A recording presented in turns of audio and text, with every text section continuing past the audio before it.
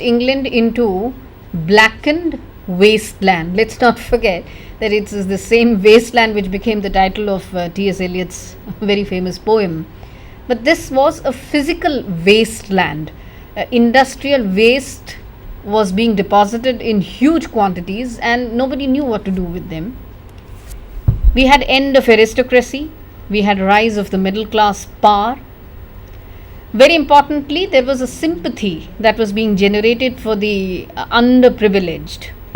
There was this talk of brotherhood, talk of rights, and most significantly, ideas surrounding political freedom were surfacing in a big way. Now, keeping this in a background, let us now come to She Stoops to Conquer. Right. As we mentioned earlier, it is a laughing comedy, not sentimental comedy as popularized by Steele in The Conscious Lovers. We have given you an example of the sentimental comedy. Okay. That is The Conscious Lovers. All right. Again, it was a comedy of manners because as we mentioned, it reflects the manners of the upper class of the time. Okay. It was a romantic comedy. Why? Because Kate Hardcastle's stooping and Marlowe's behavior. Marlowe is the hero, the main protagonist of She Stoops to Conquer. Their behavior have invited comparisons to A Midsummer Night's Dream of William Shakespeare. Okay. Satire is another point. We will explain this point a little later, and you will understand that better. It is a farce or a comedy of errors. Comedy of errors because several events happen due to mistaken identities and certain factors that are created by Tony Lumpkin. All right. It has also been termed as a drawing room comedy because most of the events occur in Mr. Hardcastle's drawing room. Okay. This is interesting. This is an inspiration for She Stoops to Conquer. Now, this is a real incident which happened, real life incident with Goldsmith. When he was 17 and he was traveling in the Irish countryside, let's not forget he was born in Ireland. One night he asked a passerby to recommend an inn, and the passerby, who incidentally happened to be the town's joker, directed Goldsmith to the home of the squire. Now the squire played along with the prank, and only when Goldsmith left special instructions for his breakfast the next morning did his host reveal that the house was not an inn but a private home. I believe this inspiration, this is exactly the same kind of plot. The main plot of She Stoops to Conquer. Let's see. Let's take a look at few of the characters of the play. The first character that we'll come across is Mr. Hardcastle. He's middle-aged. He prefers simple rural life. He's very fond of old-fashioned, simple manners. He's not a person who likes too much of fashion or trend or stuff like that. Now, on the other hand, we have Mrs. Dorothy Hardcastle. And by the way, she is the second wife. Mr. Hardcastle rather is the second husband of Mrs. Dorothy Hardcastle. So, she is the opposite of her husband. She yearns for the high society of London. That means she wants to move out from this ruralized atmosphere into an urban kind. And she values material possessions. We just need to mention here, madam, that because Mr. Hardcastle is fond of a simple life, so his daughter Kate Hardcastle dresses quite simply. Okay. And that is the reason why she is mistaken by Marlowe to be a maid. One of the barmaids, rather than the daughter of Mr. Hardcastle. There we have Marlowe. He's uncomfortable, very, very strangely, uncomfortable with women of upper class, though he himself belongs to the upper class. Yes. And he's very uncomfortable with the sophisticated people. Can we go back to the slide again, please? He's at ease, however. Now, this is very strange in his character. He's at ease with barmaids and women of working classes. In fact, he even has affairs with them. Marlowe's character has been used by Goldsmith to satirize English preoccupation with high society and status. However, what are the redeeming qualities that we find in Marlowe? There are a certain few redeeming qualities. We will look at them in a little while. We come to the next character, Kate Hardcastle. She is, of course, the pretty daughter of Hardcastle, who is wooed by Marlowe. And let me mention that she is not just a beauty, but she has brains as well, because she finally manages to win Marlowe. All right. And she is the one who saves the day. Okay. Pretends to be a barmaid so as to loosen Marlowe's tongue. All right. Marlowe falls for the disguise and Kate. Thus Kate, as the title claims, stoops to conquer. Conquer Marlowe's heart. And in this respect, madam, she also resembles a Shakespearean heroine, because Shakespeare always preferred his heroines to his heroes. So here, in certain ways, critics have said that Kate is the actual hero of She Stoops to Conquer. Okay. This is the character that we have been talking about. We did talk about him in the beginning also. Tony Lumpkin, Mrs. Hardcastle's son by first marriage. He's fat, ale-drinking young man, fond of playing practical jokes on others and sitting in the local tavern, wherein actually local taverns were not supposed to be frequented by men of upper class, and yet he does. Mrs. Hardcastle wants him to marry Constance Neville so as to keep inheritance, and Constance Neville has inherited a large number of jewels, but she wants to keep, Mrs. Hardcastle wants to keep those jewels in the family. However, what is interesting is that Tony and Constance cannot stand one another. Why? We would, if we can just mention here, as you said rightly, if we could go back to the previous slide. You mentioned here that Tony is not supposed to frequent local taverns, yet Tony does. Now, this is a satire on the upper classes. Tony is, of course, frequents local taverns. He enjoys himself with the local maids there. Unfortunately, this is out of bounds for Marlowe. He is comfortable in the company of local women or lower class women, if I may say so, yet he is not permitted to do so.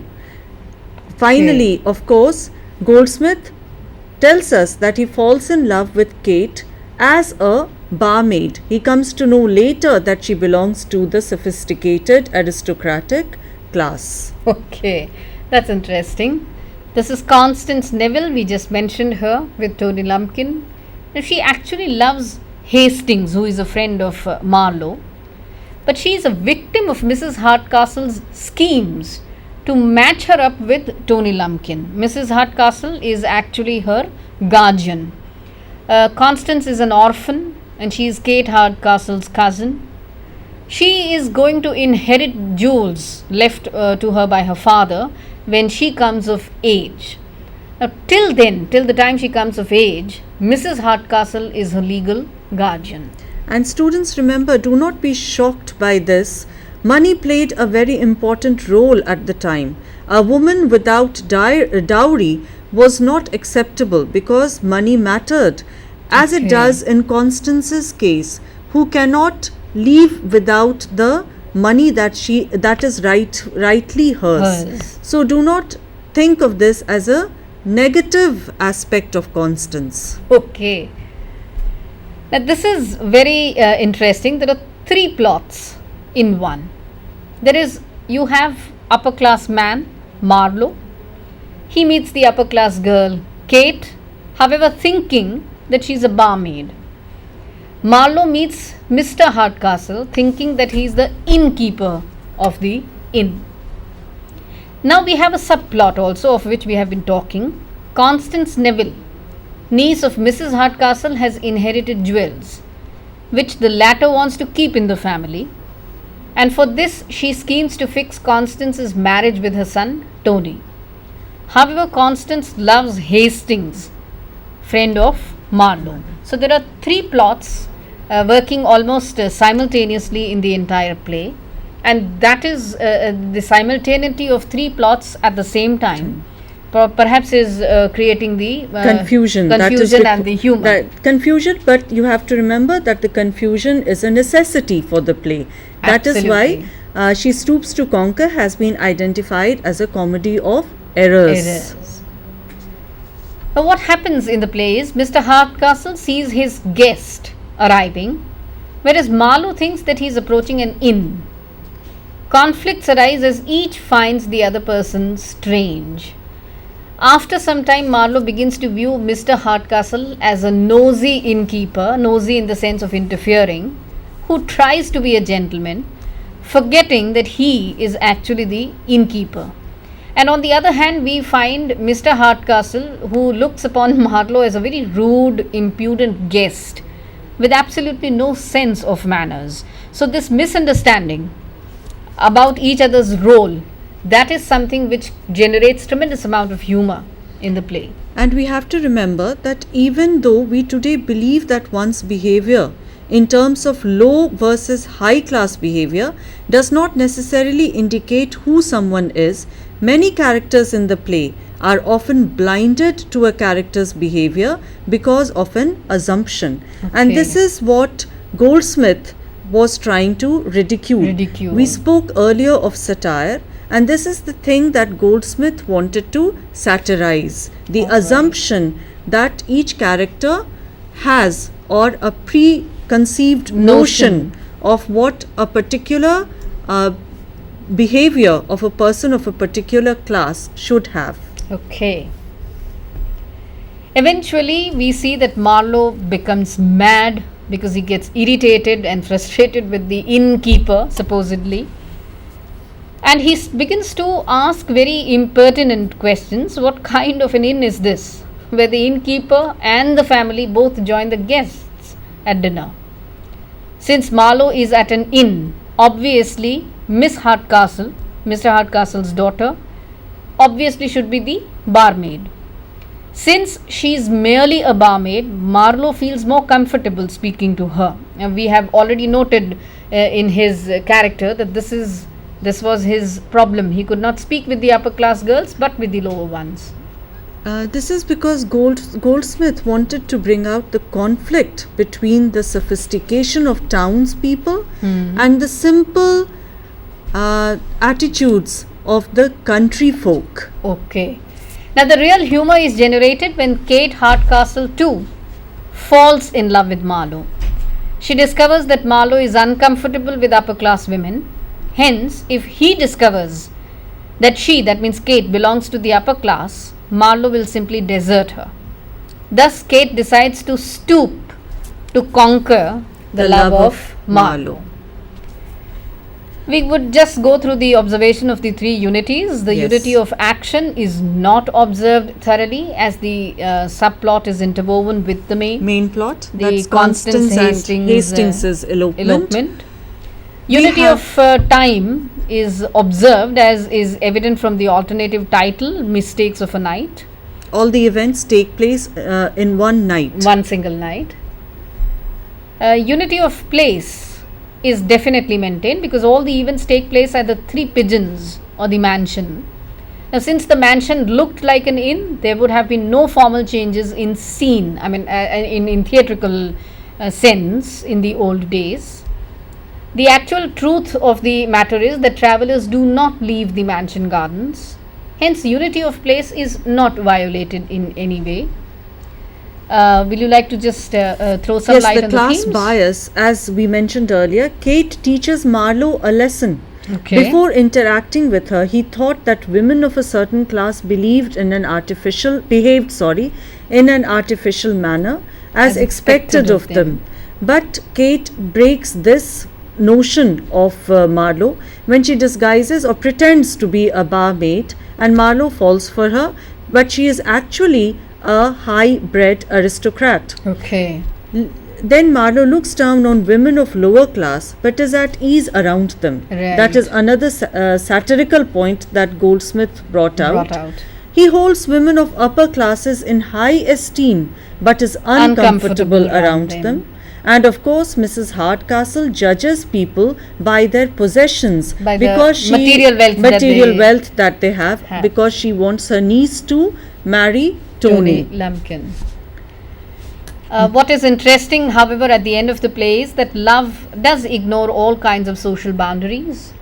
Marlowe just cannot help falling in love with the barmaid, though so far he doesn't know that it is Kate in disguise. In spite of the fact, this is the redeeming quality of Marlowe that we have been talking about. In spite of the fact that the social elite frowned upon marrying from the lower social strata, Marlowe still falls madly in love with Kate. And what is the redeeming quality? He is ready to elope with her. He will not cheat her. He decides not to betray her. Wealth or no wealth. Wealth or no wealth.